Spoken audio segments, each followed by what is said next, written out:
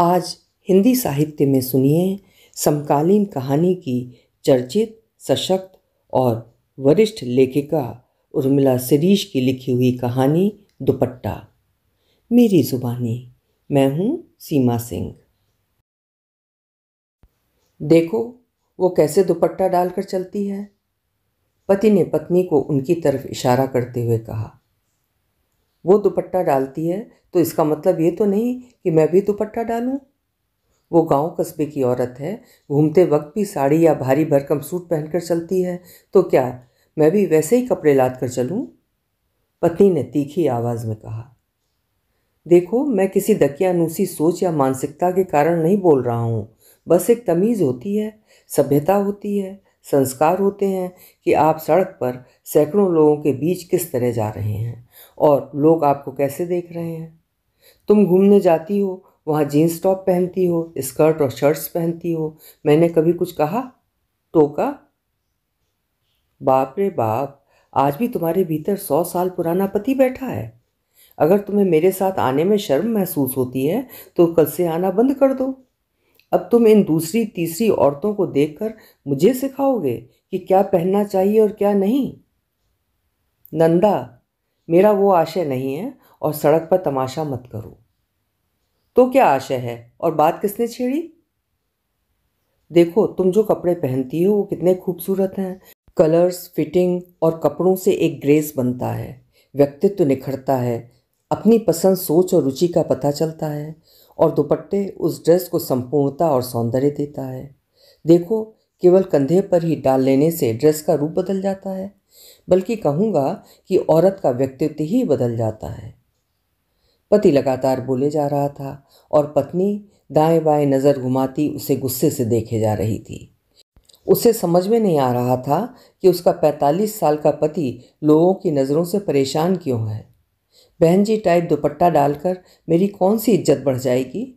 अभी 2 राउंड और लगाने थे, पर वो पति को अकेला छोड़कर घर वापस आ गई।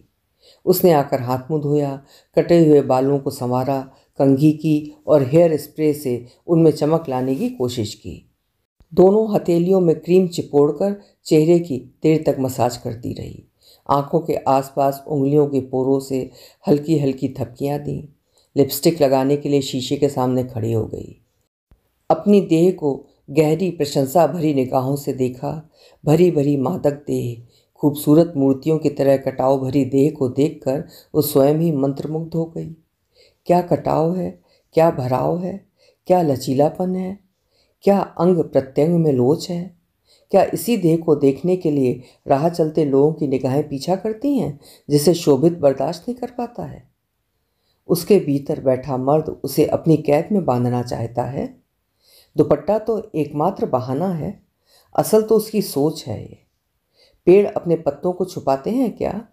फूल अपनी पंखुड़ियों को किसी आवरण में रखते हैं क्या? नदियाँ इटलाती हुई नहीं बहती हैं। कौन छुपाता है अपनी सुंदरता को? फिर उसने दुपट्टा उठाया, उसकी तहें खोलीं, उसे फिल्मी अंदाज में हवा में उड़ता जाए मेरा लाल दुपट्टा मलमल का हवा में लहराया और सामने से पूरी देह को लपेट लिया। उफ, कितनी बुरी लग रही हूँ मैं, उम्र दराज औरतों की तरह। मेरी तो चाल ही बदल जाएगी। उन औरतों को आदत होगी, मुझे नहीं। मैं अपनी पसंद के वस्त्र पहनना चाहती हूँ। मुझे दुपट्टा रूपी पर्दा पसंद नहीं है। उसने दुपट्टा उठाया और परे फेंक दिया। चलें? उसने शोभित की तरफ देखकर कहा। शोभित हर रोज की तरह उत्साहित और खुश नहीं था। उसने ऊपर से नीचे तक उसे घूरा घूरा ही था, प्रशंसा भरी नज़रों से देखा नहीं था। जैसे वो हमेशा उसके रूप सौंदर्य की तारीफ किया करता था, वैसा उसने एक शब्द भी नहीं कहा। पता नहीं उस औरत ने शोभित पर क्या जादू कर दिया है कि उसी की तारीफ करता रहता है। न जान न पहचान, बस सड़क पर चलते हुए देखा भर है। उसके पद चालन की, हाथ के मूवमेंट की, उसकी गति की, उसके घूमने की लय की, उसके पहनावे की तारीफ में सैकड़ों वाक्य बोलता रहता है। वो रास्ता बदल लेती है तो शोभित कहता, क्या हुआ, जलन हो रही है? देखो, सीखो। देखकर मुंह क्यों बनाती हो? उनकी तरह एक मुस्कान तो दे ही सकती हो। किसी पढ़े लिखे संभ्रांत परिवार की लगती है। बस, उसने दाईं तरफ वाली छोटी सड़क और बाईं तरफ वाली सड़क जो कॉलोनी के अंदर जाती है उस पर चलना शुरू कर दिया। वो अजनबी महिला अक्सर अपने बेटे से बात करती है। आते जाते सुनाई देता था कि बेटा विदेश में है, यहाँ सुबह होती है, वहाँ शाम। वो बेटे को यहाँ के मौसम के बारे में, पॉलिटिक्स के बारे में, अपने प्रोग्रामों के बारे में बातें करती सुनाई देती हैं और बेटा तब तक उनके साथ रहता है, मतलब मोबाइल पर, जब तक कि उनकी वॉक ख़त्म नहीं हो जाती। वो कई बार हंसती थीं। ठहाके लगाते वक्त उनकी आवाज़ ज़्यादा मीठी लगती थी। वे पूरी निस्संगता के साथ अपने आप में डूबी, अपने आप को तरोताज़ा रखते हुए सड़क पर अपनी खुशबू बिखेरती जाती थी। वो चिढ़ती, देखो कैसा शो करती हैं, मैचिंग जूते, ड्रेस और हिंदुस्तान भर के जितने दुपट्टे आते होंगे उनका प्रदर्शन करती हैं। इस उम्र में भी क्या क्या शौक पाल रखे हैं। एक अज्ञात सा ईर्ष्या भाव उसके भीतर पसर गया था। वो घूमते वक्त अब ज़्यादा सतर्क हो गई थी। कंधे ऊंचे करके सीना यानी वक्ष को बाहर तान कर सीधा चलती थी। लगता था उसका बंगला, उसकी महंगी गाड़ी, महंगी साड़ियाँ, सोना चांदी, उसका पैसा, उसका घमंड उसके साथ चल रहा है। दोनों की आमने सामने जब नज़रें मिल जाती तो वो मुँह फेर लेती और वे मुस्कुराते मुस्कुराते रह जाती। यहाँ शिष्टाचार ही नहीं था कि लोग एक दूसरे को देखकर मुस्कुरा दें या नमस्कार करें या हालचाल पूछें। उन्होंने देखा 2 दिन से वो अकेली घूम रही थी। उसका पति साथ में नहीं था। उसका पति लंबी चौड़ी कद काठी का एक स्मार्ट आदमी है जो चश्मे में ज़्यादा गंभीर और कुलीन लगता है। वो कई बार उनकी तरफ गौर से देखता था। उसका साथ में ना होना उन्हें अच्छा नहीं लग रहा था। सड़क पर चलते उन दोनों को देखने की अभ्यस्त हो गई थी वे। उन्हें नहीं मालूम था कि ये 2 अजनबियों के बीच की खामोश लड़ाई थी या इस बात का मलाल था कि उसकी बीवी बीच सड़क पर बिना दुपट्टे के क्यों घूमती है। आज़ादी के नाम पर अपनी देह का प्रदर्शन करके अपनी नारी स्वतंत्रता का रौब क्यों झाड़ती है। पहले तो महिलाएं साड़ी ही पहनती थीं, सिर पर पल्लू डालती थीं। उसे याद है बचपन में उसकी माँ और दादी बाहर जाने पर साड़ी के ऊपर भी दुशाला या पिछौरा डालकर जाती थीं, जो उनके कुलीन या संभ्रांत होने की पहचान होती थी। अभी भी महिलाएं साड़ियाँ पहनती हैं। बीच में सूट फिर जीन्स पहनने लगीं तो उसने कभी नहीं रोका। परिवार का विरोध सहन करते हुए भी उसने पत्नी को हर तरह की आज़ादी दी थी।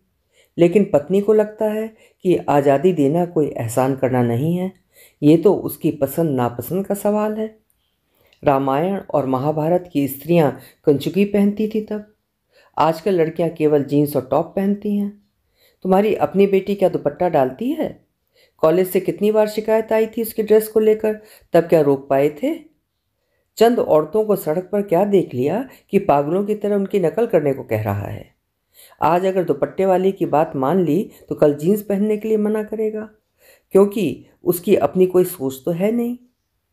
रात में इन्हीं बातों पर बहस होती रही थी। वो बोलकर आई थी कि जो बिकनी पहनकर स्विमिंग करती हैं उनके लिए क्या कहोगे? अब मैं भी स्विमिंग करूंगी, क्या वहां भी दुपट्टा डालना होगा? उसकी बातों से शोभित बुरी तरह से तिलमिला गया था। पहले कितनी शांति थी, कितने मज़े से वे दोनों घूमते थे, मस्ती करते थे, पर उस औरत का प्रभाव शोभित को 100 साल पीछे ले गया है। उस दिन वे थकी थकी लग रही थीं और धीमे कदमों से चल रही थीं। उसके ठीक बाजू में चल रही थी वे। हाथ में मोबाइल था। बड़ी उमस है, पता नहीं वे फ़ोन पर किसी को बता रही थीं या उससे बोल रही थीं। उनका चेहरा पसीने से लगभग भीग गया था। बेहद खूबसूरत दुपट्टे से वे बार बार हवा कर रही थीं। आज आप अकेली? उनके मुंह से अनायास निकल गया। वो चौंकी, बिना कुछ बोले सीधी चल दी।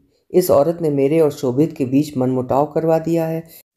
अब भोलेपन से पूछ रही है आप अकेली हैं? वे अब भी पीछे पीछे चल रही थीं। गाड़ियों की तेज़ रफ्तार से बचने के लिए वे किनारे पर ठहर जाती थीं। आप यहीं कहीं रहती हैं आसपास? हाँ, यहीं बंगला नंबर 7 में। कहाँ? ये गेट है उसके अंदर। कुछ दिनों के लिए आई हूँ। यहाँ किसी से भी परिचय नहीं है, पर घूमना ज़रूरी है। पर देखिए कितनी उमस है, सड़कों के किनारे गंदगी भरी पड़ी है। वो उनका चेहरा देखती रह गई। आप भी यहीं कहीं रहती होंगी? हाँ। आप लोगों को देखकर अच्छा लगता है कि आप पति पत्नी अपनी सेहत को लेकर काफ़ी सजग हैं, नियमित वॉक करते हैं। आजकल सेहत से बढ़कर कुछ नहीं है। जी, उसने अनमने भाव से जवाब दिया। आपने बताया नहीं कि आप कहाँ रहती हैं? मैं पीछे वाली लाइन में रहती हूँ। अरे, मुझे तो वहाँ आने नहीं देते थे। एक दिन गार्ड ने बोल दिया कि आप वहाँ नहीं आ सकती हैं क्योंकि आपको मैंने पहले कभी देखा नहीं है। मैंने गार्ड से कहा कि दिन भर गाड़ियाँ आती जाती रहती हैं, तब तो तुम कुछ नहीं कहते करते। सुबह शाम तुम रोक भी लोगे तो क्या हो जाएगा? उसने मुझे गेट के अंदर आने ही नहीं दिया। बेवकूफ़ औरत अपनी कहानी सुनाने बैठ गई। वो मन ही मन कुड़कुड़ाई। अच्छा, चलती हूँ। ठीक है, रोका किसने था तुम्हें? वो खिसियाकर सोचने लगी। उसने देखा कि गेट नंबर 6 के अंदर प्रवेश कर रही थी। अभी भी उनका दुपट्टा दिखाई दे रहा था। कल मैं उससे पूछूंगी कि वो घूमते वक्त भी दुपट्टा क्यों ओढ़ कर आती हैं।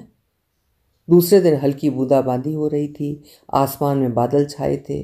मौसम विभाग ने तेज बारिश की भविष्यवाणी की थी। वे आज ताज़ा तरीन लग रही थी। चेहरे पर चमक थी और कदमों में परेड सी गति। वे दूसरी तरफ थी और वो इस तरफ। नमस्ते, कैसी हैं? मैं घूमते वक्त अपने बच्चों के अलावा किसी से बात नहीं करती। सॉरी। नहीं नहीं, बताएं, आप कैसी हैं? आप घूमते वक्त भी दुपट्टा क्यों डालती हैं? ये कैसा सवाल है? इसी सवाल ने हम दोनों के बीच झगड़ा करवा दिया है। वे जोर से हंसी। जोर का ठहाका लगाया उन्होंने। आसपास वालों ने पलट कर देखा। ये तो कोई बात नहीं हुई। दुपट्टा मुझे पसंद है सो डालती हूँ। आदत में है, संस्कारों में है। मैं दकियानूसी नहीं हूँ, पर दुपट्टा डालना मुझे सभ्यता की निशानी लगती है। पैंट शर्ट पहनती हूँ तब भी मफलर की तरह लपेट लेती हूँ। साड़ी का पल्लू हो या दुपट्टा, स्त्री के सौंदर्य और गरिमा को बढ़ाते हैं। पर्दे के पीछे छुपी चीज़ का भी अपना सौंदर्य और आकर्षण होता है। फिर देखिए, पसीना आता है तो पोंछ लेती हूँ, गर्मी लगती है तो हवा कर लेती हूँ, लू चलती है या ठंड पड़ती है तो सिर और कान ढक लेती हूँ। और सबसे बड़ी बात, मुझे अपनी देह पर लिपटा या पड़ा दुपट्टा सुरक्षा कवच की तरह लगता है। कहकर उन्होंने घड़ी की तरफ देखा और बोली, मेरे बेटे का फ़ोन आने का समय है। वे 4 कदम आगे बढ़ीं और दूसरी सड़क की ओर मुड़ गईं। ये सड़क कॉलोनी से निकलकर एक बड़ी सड़क से जुड़ जाती है। उसने अपने कंधों को झटका, बालों पर हाथ फेरा, चेहरे पर चिपका पसीना पोंछा और घर की तरफ चल दी। तुम होगी दुपट्टे की हिमायती, देह की इस उम्र में भी सुरक्षा करने वाली। अंदर से हिम्मत हो तो इंसान अपनी सुरक्षा स्वयं कर लेता है। इन्हीं जैसी औरतों ने तो पहनावे और वेशभूषा के आकार प्रकार पर, सिर ढकने न ढकने पर, घूंघट डालने न डालने पर हंगामा मचाया हुआ है। उसका मन बुरी तरह क्षुब्ध हो उठा। दुनिया की सारी समस्याएं एक तरफ और इनका दुपट्टा प्रेम एक तरफ। उसकी भी तो अपनी मुस्लिम दोस्तों से हमेशा बहस हो जाती थी जब वे क्लास में बुर्का पहनकर बैठती थीं। उसने अंदर जाकर अपनी अलमारी खोली और करीने से टंगे दुपट्टों को उतारा। एक से बढ़कर एक सुंदर खूबसूरत दुपट्टे, रंग बिरंगे दुपट्टे, चित्रकारी, चिकनकारी, कलमकारी, कढ़ाई वाले दुपट्टे, सिल्क मलबरी कपड़े के दुपट्टे। दुपट्टे ओढ़ने वाली औरतों को मैंने बहनजी छाप कहकर मजाक उड़ाया था। सॉरी, वो मन ही मन माफ़ी मांगने लगी। शाम को उसे दोस्त के बच्चे की जन्मदिन की पार्टी में जाना था। आसपास के सारे परिवार आ रहे थे। उसने खूबसूरत सिल्क की साड़ी पहनी, मेकअप से अपने चेहरे को ज़्यादा चमकीला और आकर्षक बनाया। ग्लो करता चेहरा सचमुच खूबसूरत लग रहा था। सब कहते हैं कि चेहरे से ज़्यादा उसकी देह यानी फिगर ज़्यादा खूबसूरत है। दरवाजे में प्रवेश करते हुए चौंक पड़ी। देखा सामने वे खड़ी हैं। मखमली कपड़े का सूट मैच करता अत्यंत खूबसूरत दुपट्टा। उनके बाल भी चमक रहे थे। उन्होंने हल्के रंग की लिपस्टिक लगाई थी और माथे पर बिंदी भी। आओ तुम्हारा परिचय करवाएं, उसकी दोस्त ने कहा। मैं जानती हूँ। वो हल्के से मुस्कुराई जरूर, पर जेब से अपना चेहरा छुपाते हुए। आपके पति से सुलह हो गई? उन्होंने मजाकिया लहजे में कहा। वो सब तो चलता रहता है, वो टालने की मुद्रा में बोली। एक बात कहना चाहती हूँ, हर विषय, हर विचार, हर वेशभूषा या खान पान या लाइफ स्टाइल केवल बहस के लिए या अपनी बात मनवाने के लिए नहीं होती है। कुछ चीज़ें, बातें, विचार ज़िंदगी में अनुशासन और बेहतरी के लिए भी होते हैं। और मत सोचिए कि दुपट्टा पिछड़ेपन, पर्दा या दकियानूसी सोच का प्रतीक है, या उसे डाल लेने से आप आधुनिक सुंदर स्त्री नहीं लगेंगी। वो आपकी सुरक्षा का, सौंदर्य का, पहचान का, मर्यादा का, ज़रूरत का प्रतीक भी हो सकता है। इतनी सी बात पर बहस, नाराज़गी, ना ना, नहीं भाई, कहकर वो हंस पड़ी और वो हतप्रभ सी उनका गुलाबी चेहरा देखती रह गई। शोभित उनको नमस्ते कहकर पास में आकर खड़ा हो गया था।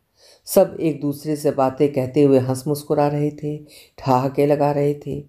वो बीच में एकदम अकेली खड़ी थी, उनको देखती हुई। पहले तो उसकी हिम्मत ही नहीं हुई, पर जैसे किसी अंतः प्रेरणा से अभिभूत होकर उनके पास में जाकर बोली, आपका दुपट्टा वाकई बहुत खूबसूरत है। अभी आप सुन रहे थे वरिष्ठ कथाकार उर्मिला शिरीष जी की लिखी हुई कहानी दुपट्टा। उम्मीद है कहानी आपको पसंद आई होगी। कल फिर मिलेंगे। हिंदी का अच्छा साहित्य सुनते रहने के लिए मेरे चैनल्स को सब्सक्राइब ज़रूर करिए, लाइक भी करिए और अपने साहित्य प्रेमी मित्रों के साथ साझा भी करिए। बहुत बहुत धन्यवाद।